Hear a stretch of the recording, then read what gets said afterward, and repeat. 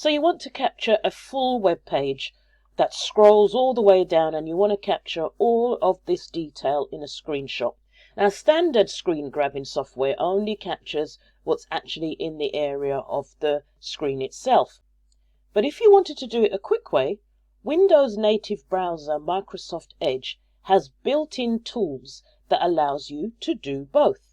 So go up into the top right hand corner where the three dots are, click those, come on down where it says Web Capture. Kind of obvious, I guess. You have Capture Area, as you can see the icon, so you can pick if you want to just capture a specific part of the screen. But if you click Capture Full Page, it will create a full page including all the items that you scroll down to. You'll see that it's created a web capture screen grab, and if you look, you see that it scrolls all the way down. So you have the option, you can draw on it, erase what you've drawn, you can share it as it is, you can take a copy of it, or you can save it to wherever you want to.